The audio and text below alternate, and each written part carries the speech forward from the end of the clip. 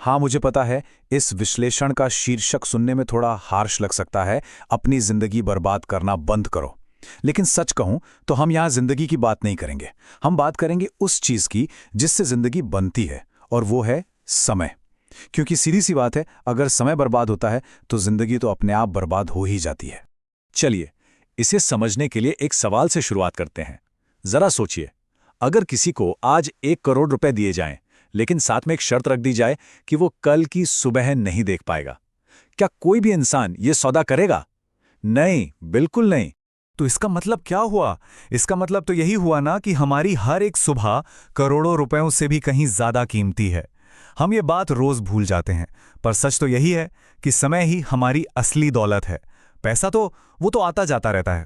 तो आज हम 5 स्टेप्स में इस पूरी गुत्थी को सुलझाएंगे। सबसे पहले समय का असली मूल्य समझेंगे, फिर ये जानेंगे कि आखिर हम इसे बर्बाद करते ही क्यों हैं।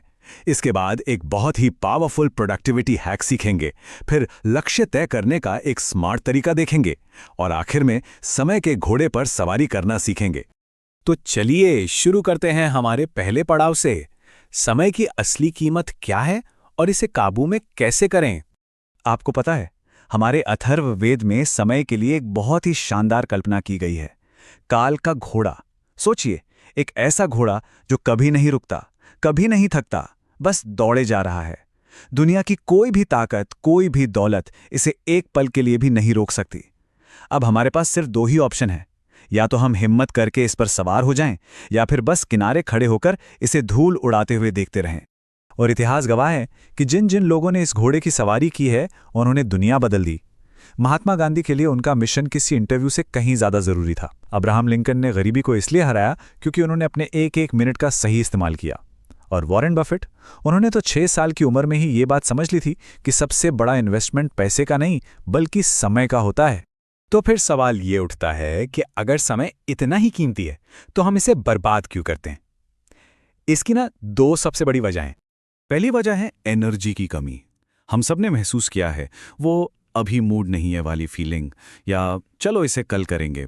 और दूसरी, उससे भी बड़ी वजह है उद्देश्य की कमी।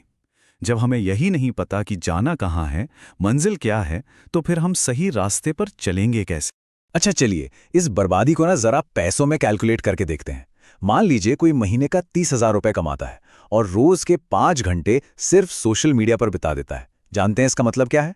इसका मतलब है कि वो हर महीने 4,050 रुपए के बराबर का कीमती समय यूं ही फेंक रहा है। और ये तो सिर्फ पैसों का हिसाब है, उस कॉन्सेंट्रेशन और एनर्जी का क्या, जो कभी वापस नहीं आएगी। और ये सिर्फ एक पर्सनल प्रॉब्लम नहीं है।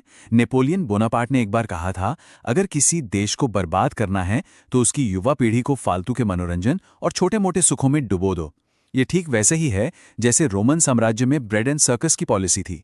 लोगों को खाना और तमाशा दिखाते रहो ताकि वो बड़े मुद्दों पर सवाल ही ना उठाएं। आज वही सर्कस हमारे फोन पर 24 घंटे चल रहा है। तो सवाल है कि इस जाल से निकला कैसे जाए। चलिए अब बात करते हैं उस सबसे पावरफुल प्रोडक्टिविटी हैक की जिसे हार्वर्ड यूनिवर्सिटी ने भी सबसे असरदार माना है। हुआ ये कि हार्वर्ड ने करीब 100 अलग अलग प्रोडक्टिविटी तरीकों पर रिसर्च की और उन्होंने पाया कि एक तरीका ऐसा है जो बाकियों से कहीं कहीं ज्यादा कारगर है, और वो तकनीक है टाइम बॉक्सिंग। अब ये हमारी नॉर्मल टू डू लिस्ट से बेहतर क्यों है? देखिए, टू डू लिस्ट के साथ दिक्कत यह है कि हम अक्सर आसान काम पहले निपटा देते हैं और जरूरी काम वो टलता रहता है। लेकिन टाइम बॉक्सिंग में हम हर काम के लिए अपने कैलेंडर में एक फिक्स्ड टाइम स्लॉट बुक कर देते हैं। ये हमें सिर्फ काम करने पर नहीं बल्कि सही समय पर सही काम करने पर मजबूर करता है।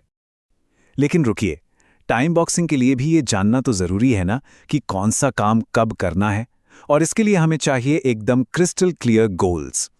तो अब हम बात करेंगे लक्ष्य तय करने के स्मार्ट तरीके की, जो अच्छी टाइम बॉक्सिंग की असली नींव है। स्मार्ट एक एक्रोनिम है।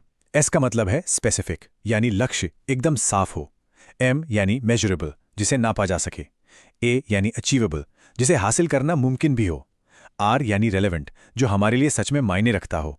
और सबसे जरूरी टी यानी टाइम बाउंड, मतलब हर काम की एक डेडलाइन तय हो। तो अब इन सारी बातों को एक साथ जोड़कर हम आते हैं अपने आखिरी और सबसे जरूरी हिस्से पर, समय के घोड़े की सवारी करके अपनी दुनिया पर राज कैसे करें।